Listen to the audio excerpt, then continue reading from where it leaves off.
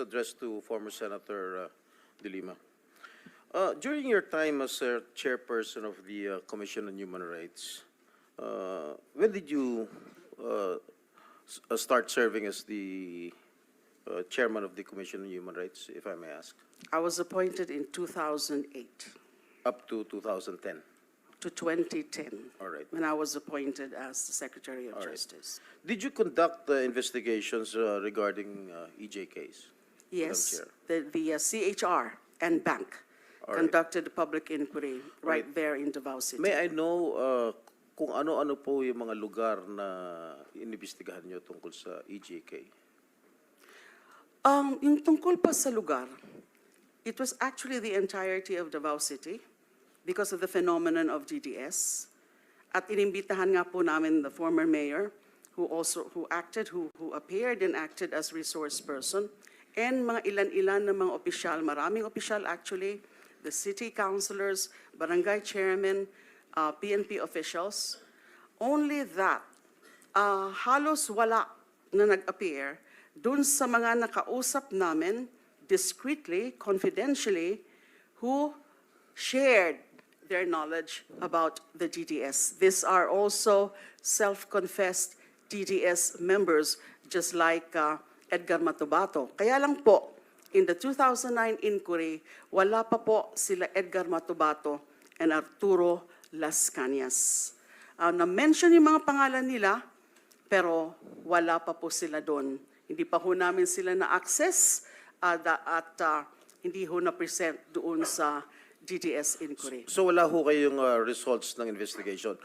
Were there any cases filed because of your investigation, Madam Senator? Okay, when I was appointed in 2010, meron po ako yung aking mga personal investigation notes, pero wala pa ho yung naging resolution. Now, we turned over the records to the Commission on Human Rights, and then later, they came out with the resolution. Now, that was, I think, in 2012, June 20, 2012. Yung resolution nila, one of the recommendations is for the filing of an administrative and criminal cases against then former Mayor Rodrigo Duterte and some other officials. What I know is that this was referred to the office of the Ombudsman. But I think later on, Mr. Duterte was cleared of, there was no finding or no cases filed. So the former president was cleared?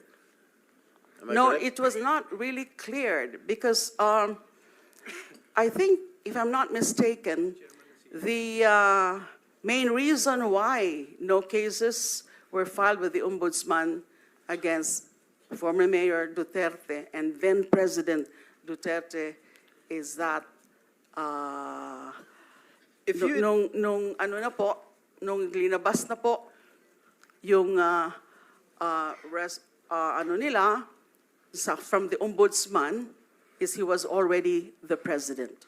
Well, So on during, the presidential immunity. in the course of your investigation, when you were CHR chairman, and you think that the former president was involved in killings in his hometown in Davao, why didn't you file cases against him?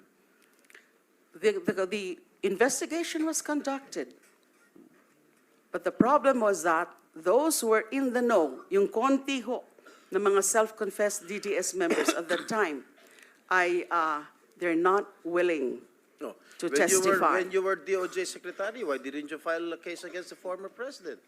You had all the means, you had all the power to do so.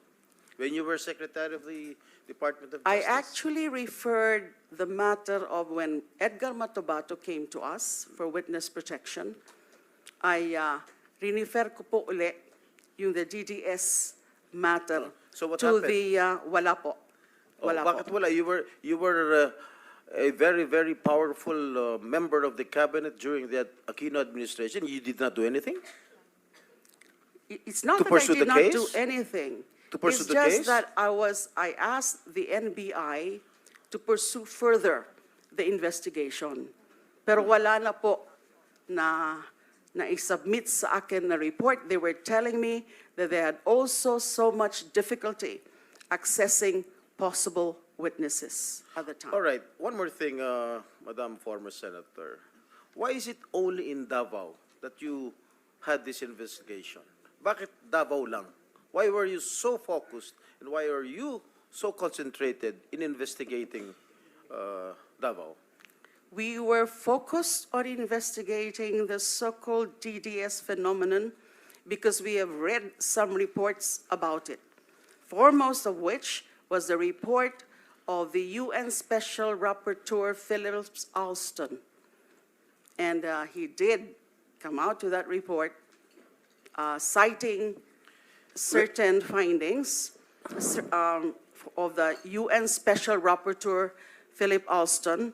And meron din pong report, yung Human Rights Watch, they called it, "You Can Die Anytime," also referring to the DDS phenomenon. So we felt that at that time, because of these reports, and our CHR regional office did confirm that there were killings, but they could not tell us, or they refused to tell us that it was actually the doings of the DDS on orders of then Mayor Rodrigo Duterte. But the insiders, the ones I mentioned kanina, I think there were 3 of them, which we interviewed secretly or discreetly, they did say that there was such a thing as a group as a Davao Death Squad, and then formed by the former mayor, and then getting orders also from the former mayor, something that were validated later on by Edgar Matubato and Arturo Las Cañas. Okay, Mr. Chair, I would like to invite the attention of the former senator when she was still a sitting member of the Senate.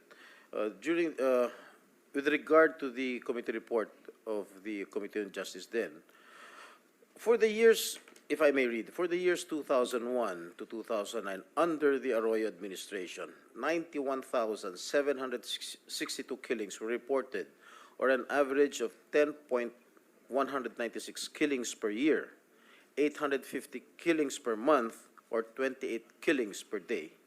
On the other hand, for the years 2010 to 2016, under the Aquino administration, there were 85,878 recorded killings, with an average of 14,313 killings per year, 1,193 killings per month, or 40 killings per day. You were the Justice Secretary during the Aquino administration.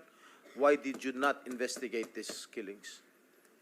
All right. May I start by saying that on the matter of EJKs in general, especially with respect to the killings of activists, I did recommend, and it was adopted, there was this Administrative Order number 35, creating an interagency committee to look into the various drug killings, to the various activist killings, targeting members of progressive groups, leftist organizations, and that was somewhat rampant during the time of former President Arroyo. Now, bakit wala pa po yung drug killings? Kasi nga po, pinapapursu ko pa sa NBI. It was not the real focus then of Administrative Number 35, which is the Special Interagency Committee to address extrajudicial killings.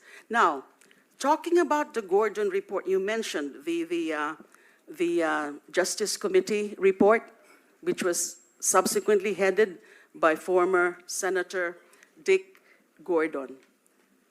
Sinabi nga niya po yun, na bakit yung EJKs lang, bakit yung ibang mga EJKs ay hindi natin kailangan imbestigahan, o hindi natin inimbestigahan dun sa Senate Committee. Mukhang may problema po sa ganun. Kasi Ang nakita ng committee, ng majority committee in coming up with that committee report is that, well, hindi actually nila nakita na may special complexion at the time, at the start of the drug war killings beginning 2016 under the Duterte administration. I'm not talking about the drug war killings kasi wala namang ganong war on drugs specifically in Davao City, although among those, or many of those victimized, were also alleged drug offenders, aside from petty criminals and other kinds of criminals. So, nakita dapat yun, and that was the very point of my resolution that I filed calling for an inquiry, na medyo ibang fenomeno nito ngayon sa war on drugs, na ito sa ngalan ng war on drugs ay may mga pinapatay in numbers, substantial numbers, in the name of war on drugs. Kaya dapat, hindi yun naging issue talaga. Bakit hindi na lang natin imbestigahan yung buong mga pangyayari ng mga EJKs in various administrations? What they failed to appreciate, I'm talking about the committee report, is that the focus of my investigation ay yung mga dumadami na halos araw-araw na pinapatay since day one of the former president's assumption into office. And even before his official assumption into office, meron na talaga na mga pinapatay araw-araw, halos araw-araw, nakita natin yon. Thank you, ma'am. So that's supposed to be Mr. Chair. the focus. Ma'am, teka muna, Senate President Pro Tem. No? Reminder to everyone, especially the members of the committee. Ang subcommittee natin, ang instruction natin, Philippine War on Illegal Drugs. Okay. I know malaking overlap niya sa EJK because marami siguro ngang napatay in the name of Philippine War on Illegal Drugs. But this is not strictly an EJK hearing or investigation, okay? Basta klaruhin ko lang po sa inyo lahat, lalo na sa members ng subcommittee. May mother committee tayo, yun ang instruction sa atin. Investigate the Philippine War on Illegal Drugs. Okay, so if I may continue. Mr. Chairman, Yes. can you extend that statement of yours to all members of the Senate? Because I'm not a member of the committee yet. You will be. So I was just, You will be. I was just making to ensure that all members yes. are oriented properly, Mr. Chair. Thank Mr. you, Mr. Chair, I would just like to wrap up my questioning to Yes. Senator De Lima. But I would like to put it on record that the resource person, the former senator, did not answer directly my question, Mr. Chair. And I might be mistaken of defending the former president. I am not defending the former president. In fact, if it is his turn to answer questions, I will ask questions also. Darating po tayo. So, anyway,